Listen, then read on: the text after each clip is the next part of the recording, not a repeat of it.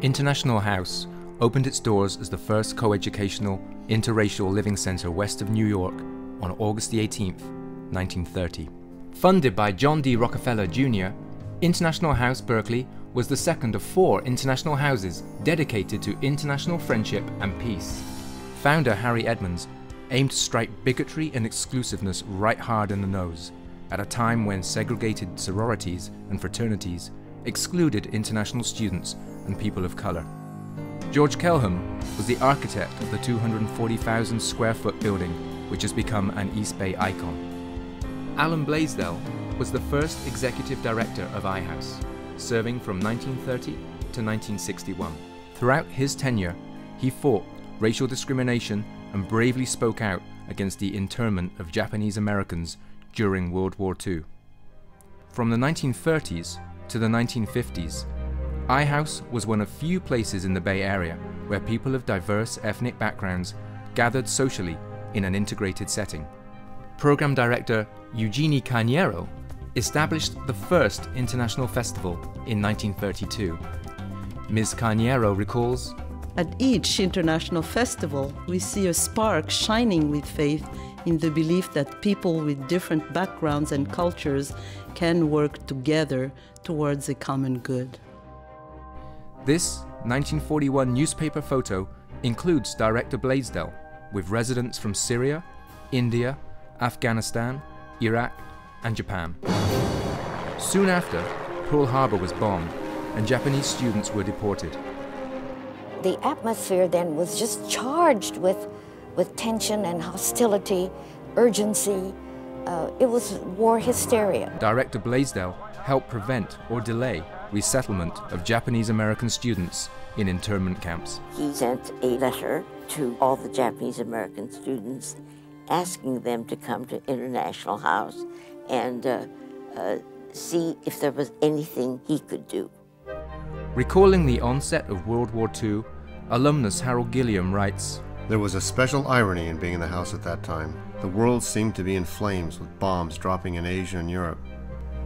But at iHouse, we wanted to keep alive the hope for a world of friendship among all people."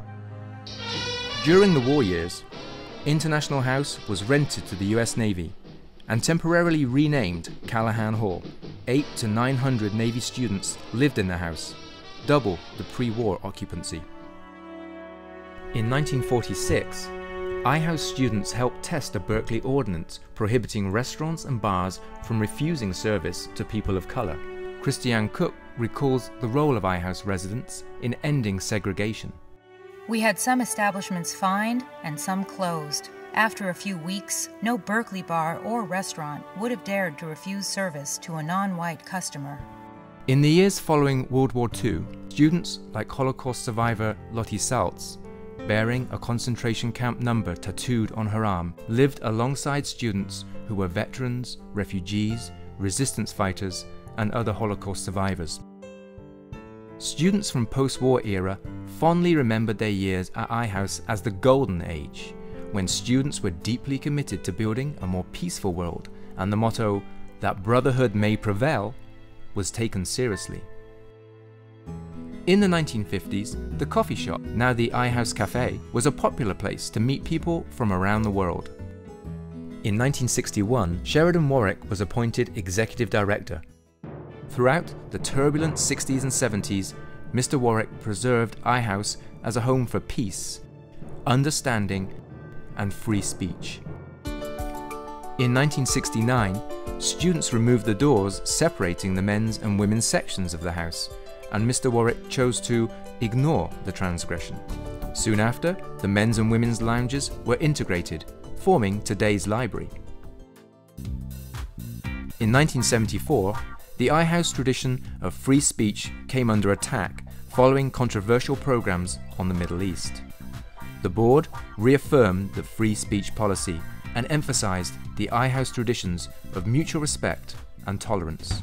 In 1988, Joe Lurie was appointed the third executive director of the house. He inaugurated Gala fundraising events, spearheaded a PBS documentary, and wrote the iHouse history brochure.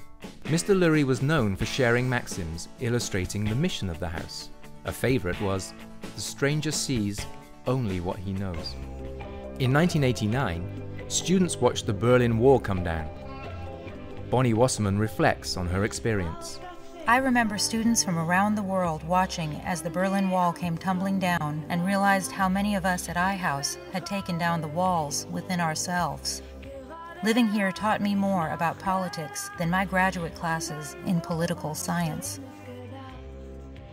More than 1,000 couples have met at International House and married, including Canadian Ambassador to Iran, Ken Taylor, and Dr. Patricia Taylor, and Google Executive Chairman Eric Schmidt and philanthropist Wendy Schmidt.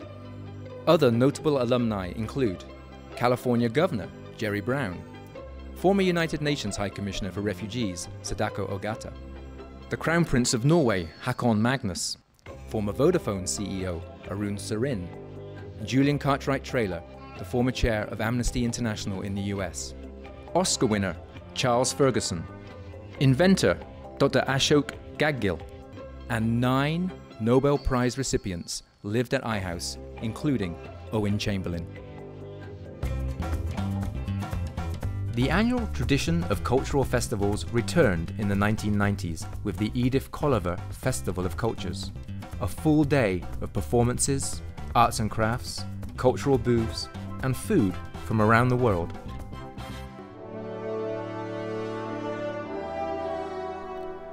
In the wake of September the 11th, iHouse resident Zara Makui recalled, "If everyone knew what we learned at iHouse, their fear of the other would be shattered, and their hate would turn to understanding." In 2005, the 75th anniversary of International House inspired a series of events around the world and a groundbreaking $10 million campaign to enhance scholarship funding and vital renovations to the building. In 2007, former Ambassador Martin Brennan was appointed Executive Director. He established the first formal trainings in intercultural skills. Trainings emphasize awareness of one's own cultural background, culturally influenced beliefs, and how to effectively collaborate across global teams. A UC Berkeley class entitled Navigating Cultures was launched, and later, corporate trainings were instituted, the first of which was held at Google. Former college president Hans Giesecke becomes Executive Director in 2012 and brings a renewed commitment to revitalizing the iHouse experience. Today, iHouse leadership and supporters are investing in scholarships to ensure both socioeconomic as well as national diversity among residents. Dramatic improvements to the historic building are protecting the heart of iHouse, where from lunch to laundry, cross-cultural connections transform lives. A new era in the history of iHouse has begun as a world resource for global understanding, with trainings, high-profile speakers, web broadcasts, and social media that broaden the reach of our mission. After more than 8 decades and 80,000 alumni, International House and its mission remain as vital today as ever, to foster intercultural respect, understanding, lifelong friendships, and leadership skills for the promotion of a more tolerant and peaceful world. Come join us.